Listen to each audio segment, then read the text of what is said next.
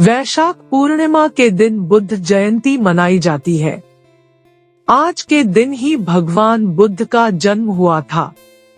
इस दिन को बुद्ध पूर्णिमा भी कहा जाता है। बुद्ध दुनिया को अहिंसा, करुणा और संपूर्ण विश्व को शांति का संदेश देने के लिए जाने जाते हैं। बुद्ध के दिन ज्ञान लोगों को जीवन की राह दिखाते हैं। भगवान बुद्ध ने पूरी दुनिया को करुणा और सहिष्णुता के मार्ग के लिए प्रेरित किया। गौतम बुद्ध का कहना था कि हर पुरुष की 4 पत्नियां होनी चाहिए। इसके पीछे एक दिलचस्प कहानी है। बुद्ध के प्रारंभिक उपदेश वाले 32 आगम सूत्रों में से एक में इस कहानी का जिक्र है। बुद्ध ने सुनाई 4 पत्नियों की कहानी। एक आदमी की 4 पत्नियां थी। प्राचीन भारत की सामाजिक व्यवस्था ऐसी थी जहां एक पुरुष कई पत्नियां रख सकता था। समय बीतने पर वो व्यक्ति बीमार पड़ गया और उसे अपनी मौत करीब दिखने लगी। जीवन के अंत में वो बहुत अकेलापन महसूस करने लगा। उसने अपनी पहली पत्नी को बुलाया और उसे अपने साथ दूसरी दुनिया में चलने के लिए कहा। व्यक्ति ने कहा, मेरी प्यारी पत्नी, मैंने तुम्हें दिन रात प्यार किया, जीवन भर तुम्हारा ख्याल रखा। अब मैं मरने वाला हूँ। क्या तुम मेरे साथ वहाँ चलोगी जहाँ मैं अपनी मृत्यु के बाद जाऊँ? उसे उम्मीद थी कि उसकी पहली पत्नी का जवाब हाँ ही होगा, लेकिन उसने जवाब दिया, मेरे प्यारे पति, मुझे पता है कि आप हमेशा मुझसे प्यार करते थे और अब आपका अंत करीब है। ऐसे में अब आपसे अलग होने का समय आ गया है। अलविदा मेरे प्रिय।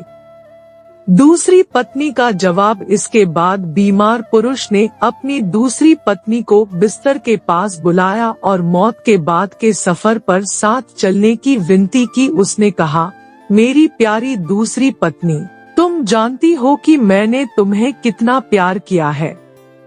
कभी कभी मुझे डर लगता था कि तुम मुझे छोड़ दोगी, लेकिन मैंने तुम्हें दृढ़ता से थामे रखा। मेरी प्रिय, मेरे साथ दूसरे सफर पर चलो। दूसरी पत्नी ने जवाब दिया, प्रिय पति, आपकी पहली पत्नी ने आपकी मृत्यु के बाद आपका साथ देने से इनकार कर दिया, तो फिर मैं भला आपके साथ कैसे जा सकती हूँ?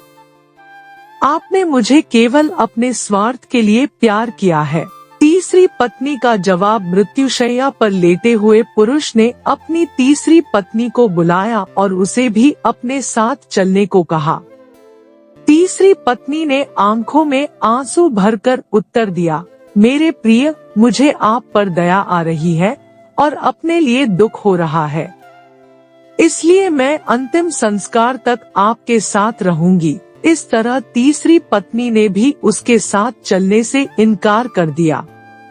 चौथी पत्नी का जवाब। जब तीनों पत्नियों ने उसकी मृत्यु के बाद उसका अनुसरण करने से इनकार कर दिया, तब उसे याद आया कि उसकी एक और पत्नी और है। उसकी चौथी पत्नी, जिसकी उसने ज्यादा परवाह नहीं की थी।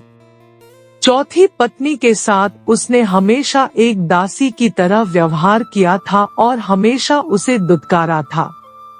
पुरुष ने सोचा कि अगर वह अब उससे अंतिम सफर पर साथ चलने को कहता है, तो वो निश्चित रूप से मना कर देगी।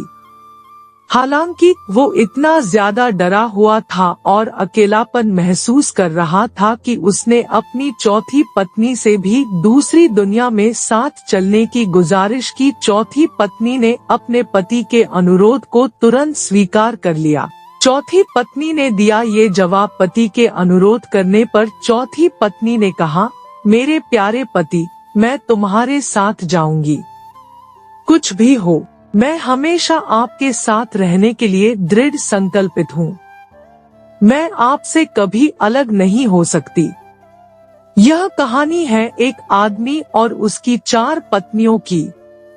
इन 4 पत्नियों का क्या है मतलब? गौतम बुद्ध ने अपनी कहानी समाप्त करते हुए कहा, प्रत्येक पुरुष और महिला की 4 पत्नियां या पति होते हैं और हर एक का खास मतलब होता है। पहली पत्नी या साथी हमारा शरीर होता है जिसे हम दिन रात प्यार करते हैं। सुबह के समय हम अपना चेहरा धोते हैं, कपड़े और जूते पहनते हैं।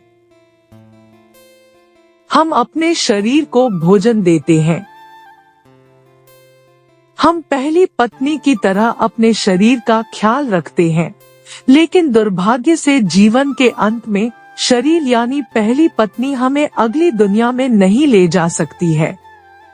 शव का अंतिम संस्कार किया जाता है। बुद्ध ने कहा, जब अंतिम सांस हमारे शरीर को छोड़ती है तो चेहरे का रंग बदल जाता है और हम अपने उज्जवल जीवन को खोने लगते हैं। हमारे प्रियजन इकट्ठा होकर विलाप कर सकते हैं, लेकिन इसका कोई फायदा नहीं होता है। ऐसे समय में शरीर को अंतिम संस्कार के लिए एक खुले मैदान में रख दिया जाता है और सिर्फ सफेद राख बच जाती है। यह हमारे शरीर का गंतव्य है।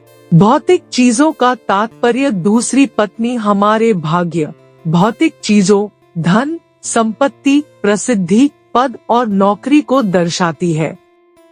हम इन सभी भौतिक चीजों से काफी जुड़ाव महसूस करते हैं, जिसे पाने के लिए हमने कड़ी मेहनत की है।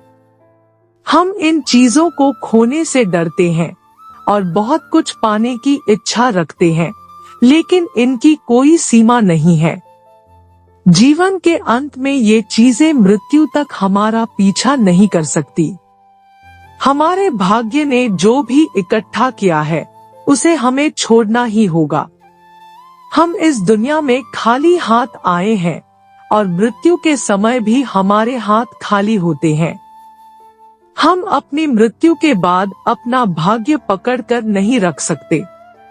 जैसे दूसरी पत्नी ने अपने पति से कहा था, तुमने अपने अहंकार और स्वार्थ के लिए सिर्फ मुझे अपने साथ रखा और अब अलविदा कहने का समय आ गया है।